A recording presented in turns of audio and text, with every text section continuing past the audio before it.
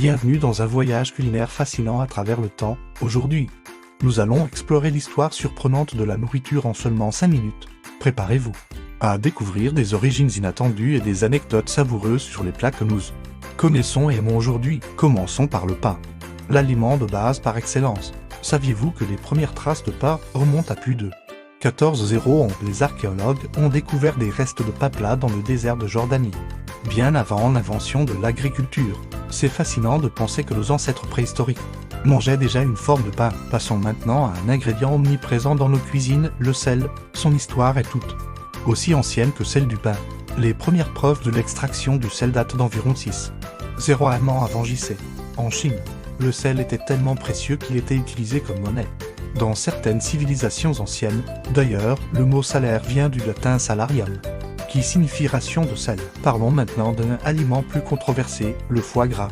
Contrairement à ce que l'on pourrait penser, ce mets luxueux n'a pas été inventé par les Français. Ce sont les Égyptiens qui, il y a plus de 4000 ont commencé à gaver des rois pour obtenir des foies plus gros et plus savoureux. Cette pratique s'était ensuite répandue dans le monde méditerranéen avant d'arriver en France au Moyen-Âge. Et que dire du chocolat? Ce délice que nous adorons tous a une histoire fascinante, originaire d'Amérique centrale. Le cacao était considéré comme sacré par les Mayas et les Aztèques. Ils le consommaient sous forme de boissons amères et épicées.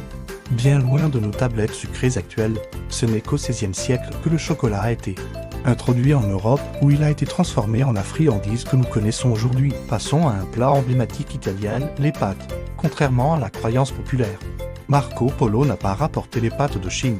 Des traces de pâtes ont été trouvées en Italie, datant de l'époque étrusque, bien avant le voyage de Marco Polo. Cependant, il est vrai que les Chinois consommaient des nouilles de riz depuis des millénaires. Maintenant, parlons d'un condiment qui a révolutionné la cuisine, le cap. Étonnamment, le cap original ne contenait pas de tomates. Il s'agissait d'une sauce à base de poisson fermenté, inventée en Chine au VIe siècle. Ce n'est qu'au XIXe siècle que les tomates ont été ajoutées à la recette, donnant naissance au cap que nous connaissons aujourd'hui. Vous aimez les sushis? Sachez que ce plat japonais emblématique a des origines surprenantes. À l'origine, le sushi était une méthode de conservation du poisson en Asie du Sud-Est. Le poisson était fermenté dans du riz vinaigré, et le riz était jeté avant de consommer le poisson.